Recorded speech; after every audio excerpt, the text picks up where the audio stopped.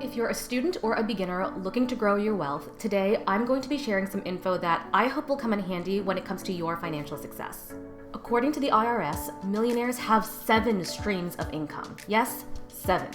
Those 7 are: number 1, earned income from employment, so that's a paycheck. Number 2 is rent from real estate. Number 3 is royalties from something they've either written or maybe invented. Number 4 is capital gains from appreciated assets. Number 5 is dividend income from stocks. Number 6 is profits from any business that they own. And number 7 is interest. Now, in today's video, we'll be focusing on what's most likely relevant to you and to most students, which is earned income from employment, or in other words, work.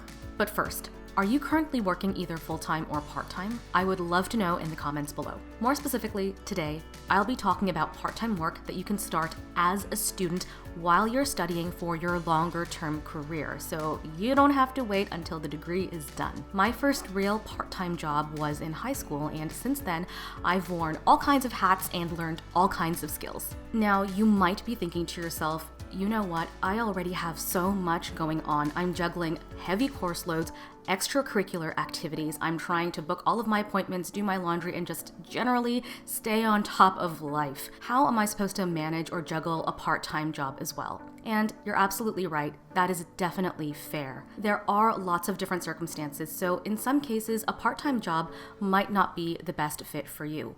But what I can say that it is definitely possible, and in some cases beneficial, to be involved in activities beyond academics. Being well-rounded does come with perks if it fits into your life. So what does a good part-time job even look like? Well, there are 3 things to prioritize when it comes to picking the right part-time job.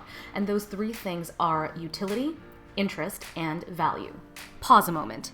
At this point, you might be thinking, well, of course, I definitely want a job that's useful, interesting, and valuable to me. But hold it just one moment. That might very well be true, but I mean something slightly different. What I mean by utility, interest, and value is that it's important to think about how you can be useful, interested, and valuable to get the most out of your part-time work experience, rather than only considering how useful, interesting, and valuable the job can be to you. Does that sound strange to you? It might at first, especially if you're used to hearing advice like, follow your passion, or maybe something along the lines of, you should only take a job if it pays handsomely, has the perfect boss or team who lets you do whatever you want, however you want, and bends to your every whim. It's definitely not bad advice to seek opportunities that are in line with your passions and interests, and that are also aligned with your standards. That being said, it's also important to consider what you bring to the table. Now, that's not to say that you shouldn't have any standards, but as a wise business mentor once told me,